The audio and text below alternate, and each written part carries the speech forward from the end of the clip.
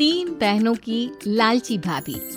करिश्मा, रेशमा और मनीषा तीन बहनें हैं। उनका एक भाई भी है, मयंक। मयंक अपनी बहनों को बहुत प्यार करता है, लेकिन मयंक की पत्नी सविता इस मामले में मयंक से बिल्कुल ही अलग है। वो अपनी ननदों का जितना बुरा कर सकती है उतना बुरा करती ही रहती है और अपनी ननदों पर हुक्म भी चलाती है। करिश्मा, करिश्मा, तुमने अभी तक नाश्ता नहीं बनाया? तुम्हारे भैया को ऑफिस जाने में देर हो रही है। हाँ भाभी, बस अभी बनाती हूँ। करिश्मा, तुम ये ढीलापन छोड़ दो। कल को पराये घर जाना है। वहाँ अगर तुम इस तरह से काम करोगी तो लोग क्या कहेंगे कि माँ ने और भाभी ने कुछ सिखाया नहीं। और तुम्हारी दोनों बहनें कहाँ हैं? रेशमा मार्केट गई है और मनीषा सो रही है। क्या? सुबह के 8 बज रहे हैं और ये महारानी अभी भी सो रही है? ये कहते हुए सविता अपनी सास दुर्गा देवी के पास जाती है। माँ जी, देख रही हो अपनी बेटियों के तौर तरीके? क्या हुआ बहू, सुबह सुबह क्या कर दिया मेरी बेटियों ने? अरे एक तो अभी अभी उठकर किचन में गई है, दूसरी सुबह सुबह बाहर चली गई और तीसरी अभी तक सो रही है। क्या करूं मैं इन तीनों का? मैं तो परेशान हो गई हूँ। जा जाकर उठा उसे और रेशमा से मैं बात करती हूँ। सविता सीधा मनीषा के कमरे में जाती है और उससे कहती है, महारानी जल्दी उठो, सूरज सर पर आ गया है। भाभी थोड़ी देर और सोने दो ना, मैं रात को लेट सोई थी। वो क्या ना यूनिट टेस्ट चल रहे हैं। शराफत से उठती है या नहीं, या फिर पानी की भरी बाल्टी डालूं तेरे ऊपर? नहीं भाभी, मुझे बिस्तर में नहीं नहाना, उठती हूँ मैं। मनीषा जल्दी से उठकर बाथरूम में चली जाती है। सभी आराम से बैठकर नाश्ता कर रहे होते कि तभी रेशमा बाजार से हाथ में सामान लिए आ जाती है। रेशमा को देखते ही सविता उस पर बरस पड़ती है। लो, आ गई महारानी। ऐसा भी क्या सामान लाना था जो सुबह आंख मलते ही बाजार की तरफ रवाना हो गई? भाभी, कल आप ही तो चीख रही थी कि घर का सारा सामान मुझे ही लाना पड़ता है, घर में किसी को भी किसी काम से कोई लेना देना नहीं है। अब मैं बाजार जाकर सामान ले आई तो आपको इस बात से भी तकलीफ हो रही है? देख रही हो माँ जी, अपनी बेटी की जुबान कैंची से भी तेज चलती है। और मयंक, आप तो कुछ कहेंगे नहीं अपनी लाडली बहन को।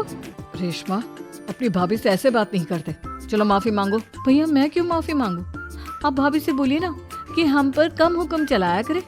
हम इस घर की बेटियां हैं और आपकी पत्नी की ननद है, नौकरानी नहीं। लो कर लो बात। इनकी भलाई के लिए कुछ भी बोलो तो इन्हें बुरा लग जाता है। इस घर में यही इज्जत है मेरी। देख लो माँ जी, आपकी बेटी किस लहजे में मुझसे बात कर रही है। सविता वहाँ से चली जाती है। मयंक को बहुत गुस्सा आता है, वो भी वहाँ से चला जाता है। फिर करिश्मा रेशमा को समझाती है, रेशमा, तुम्हें भाभी से माफी मांग लेनी चाहिए थी ना। लेकिन दीदी, मैंने कुछ किया ही नहीं, तो मैं माफी क्यों मांगू? हाँ का रेशमा दीदी, रेशमा दीदी जैसे ही घर में आई भाभी ही उन पर चिल्ला रही थी। हाँ, मैं मानती हूँ कि गलती भाभी की थी। मैं तो इसलिए बोल रही हूँ कि भाभी ने माँ को तो पूरी तरह अपने वश में कर लिया है। वो हमारी बात सुनती ही नहीं।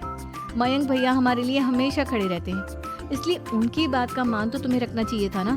कोई फायदा नहीं दीदी, कुछ दिनों की बात और है, भाभी उन्हें भी हमारे खिलाफ भड़का देंगी। फिर वो भी माँ की तरह हमारी किसी बात का विश्वास नहीं करेंगे। इसी तरह सविता अपनी तीनों ननदों को किसी न किसी बात पर परेशान करती रहती थी।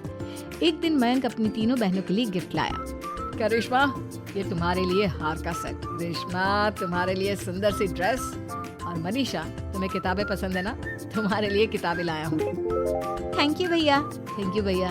थैंक यू भैया। करिश्मा, तुम्हारा नेकलेस कितना सुंदर है। ये भैया कहाँ से ले आए होंगे? मैंने भैया को 3 दिन पहले फोन पर ये डिजाइन दिखाया था और आज भैया ये ले आए। सविता तो अपनी ननदों के गिफ्ट्स देखकर जल गई और करिश्मा का नेकलेस तो उसे भी बहुत पसंद आया था। अपनी बहनों के लिए कितना अच्छा नेकलेस लेकर आए हैं, मुझे कभी कोई गिफ्ट नहीं दिया। मैं आज ही ये हार चुरा लूंगी। रात में सविता करिश्मा का हार चुरा लेती है और इसी तरह उसे अपनी ननदों की जो भी चीज अच्छी लगती वो उसे मांगती नहीं, बल्कि रात के अंधेरे में चुरा लेती। इसी तरह दिन बीतते गए और सविता ने मयंक के दिल में भी उसकी बहनों के लिए नफरत पैदा कर दी। एक दिन मयंक ने करिश्मा और रेशमा के लिए रिश्ता देखा और ये बात उसने घर में सबको बताई। माँ, करिश्मा और रेशमा के लिए बहुत अच्छा रिश्ता आया है। वो लोग कल इन्हें देखने आ रहे हैं। आप और सविता मिलकर सारी तैयारी कर लेना। ये सुनकर करिश्मा और रेशमा खुश हो जाती हैं, लेकिन सविता सोचती है, अगर इन दोनों बहनों की शादी हो गई तो घर और बाहर का काम कौन करेगा? मनीषा तो एक नंबर की कामचोर है, उससे तो किसी बात की उम्मीद लगाना ही बेकार है। मुझे इस शादी को रोकना होगा। अगले दिन सभी लड़के वालों के स्वागत की तैयारी करने में लगे होते हैं। तभी मयंक अपनी बहनों से आकर कहता है, तैयार हो गई तुम दोनों? देखो दोनों लड़के बहुत अच्छे हैं, मैं कोई कसर नहीं छोड़ना चाहता, इसलिए तुम उनके सामने अच्छे से बिहेव करना और अपनी भाभी से लड़ने मत लग जाना। करिश्मा, तुम वो नेकलेस पहन लो ना जो मैं तुम्हारे लिए लाया था। भैया मैं बहुत देर से वो नेकलेस ढूंढ रही हूँ, लेकिन मुझे मिल ही नहीं रहा। क्या तुमने नेकलेस खो दिया? तुम्हें पता भी है वो कितना महंगा था? तुम कोई काम ढंग से नहीं कर सकती। मयंक गुस्से में वहां से चला जाता है। थोड़ी देर बाद लड़के वाले भी आ जाते हैं। वो दोनों बहनों को पसंद कर लेते हैं और रिश्ता पक्का हो जाता है। लेकिन सविता के दिमाग में तो कुछ और ही खिचड़ी पक रही थी। वो पंडित जी के पास करिश्मा की कुंडली लेकर जाती है और उन्हें पैसे देकर करिश्मा की कुंडली बदलवा देती है। जब लड़के वालों के पास करिश्मा की कुंडली जाती है तो वो दुर्गा को फोन करते हैं। बहन जी, हमने करिश्मा की कुंडली अपने पंडित जी को दिखाई थी। आपकी बेटी की कुंडली नहीं बल्कि दोषों का पिटारा है। देखिए, मैं और मेरे पति इन सब बातों में बहुत विश्वास करते हैं, इसलिए हम आपकी बेटी से अपने बेटे की शादी नहीं करा सकते। इस तरह करिश्मा का रिश्ता टूट जाता है और सभी घर वालों को बहुत दुख होता है। अब कविता सोचती है, चलो करिश्मा का तो रिश्ता टूट गया, अब रेशमा का भी रिश्ता तोड़ना है। क्या करूं? अब सविता आवाज बदलकर किसी अननोन नंबर से रेशमा के होने वाले ससुराल में फोन करती है। हेलो, मैं कौन हूँ कौन नहीं ये आपके लिए जानना जरूरी नहीं। बस इतना सुन लो कि रेशमा का 2 साल से किसी के साथ अफेयर चल रहा है। बस रेशमा का रिश्ता तोड़वाने के लिए सविता का इतना कहना काफी था। अब रेशमा का भी रिश्ता टूट गया। मयंक और दुर्गा देवी ने रेशमा को खूब खरी खोटी सुनाई और उससे बार बार उस लड़के के बारे में पूछने लगी।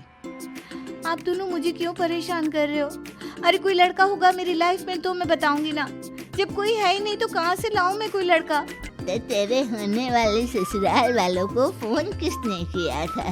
माँ मैं नहीं जानती किसने फोन किया था, मैं सच कह रही हूँ। मैं तो पहले ही कह रही थी इसकी लगाम खींच कर रखो, लेकिन मेरी सुनता ही कौन है। आप चुप रहिए भाभी, ये सब आपका ही किया धरा है। अब तीनों बहनों को विश्वास हो जाता है कि ये सब उनकी भाभी ही कर रही है। तीनों बहनें अपनी भाभी को सबक सिखाने के लिए एक वकील कर लेती है और घर में हिस्सा मांगना। देखो भैया, माँ बाप की जायदाद में जितना बेटों का हक होता है उतना ही बेटियों का, इसलिए इस घर के 4 हिस्से होंगे और हमें अपना हिस्सा चाहिए। मैंने तुम्हारे लिए क्या क्या नहीं किया और तुम इस घर में हिस्सा मांग रही हो? भैया, आप और माँ हम बहनों की कोई बात नहीं सुनते हो और भाभी हमारी शादी नहीं होने देगी क्योंकि उन्हें लगता है कि आप हमारी शादी में ज्यादा पैसा लगाओगे और उन्हें हम जैसी फ्री की नौकरानी कहाँ मिलेगी। तो हम भाभी के साथ तो रह नहीं सकते, हम बहनों को अपना हिस्सा चाहिए। अरे तुम्हें शर्म आनी चाहिए अपने भाभी पर ऐसा इल्जाम लगाते हुए। वो तुम्हारे बारे में कितना सोचती है। हाँ माँ, भाभी हमारे बारे में बहुत सोचती है, दिन रात बस यही सोचती रहती है कि किस तरह से अपनी तीनों ननदों को परेशान करूं और कभी मुझे पढ़ने भी नहीं देती। दोनों बहनों का रिश्ता भी तो इन्होंने ही तोड़वाया है और रात में हमारे कमरे में आकर हमारी चीजें भी चुराती हैं। इसी तरह सविता की तीनों ननदें अपनी बात पर अड़ी रही। अब कोर्ट में तारीख भी शुरू हो गई। जब सविता को लगा कि उसकी तीनों ननद इतनी आसानी से नहीं मानने वाली, तो उसने अपने पति और सास को सारी सच्चाई बता दी और अपनी तीनों ननद से माफी मांगी। मयंक और दुर्गा को भी अपनी गलती का एहसास हो गया। अब सविता खुद करिश्मा और रेशमा के लिए अच्छा रिश्ता ढूंढती है और उनकी शादी करवाती है।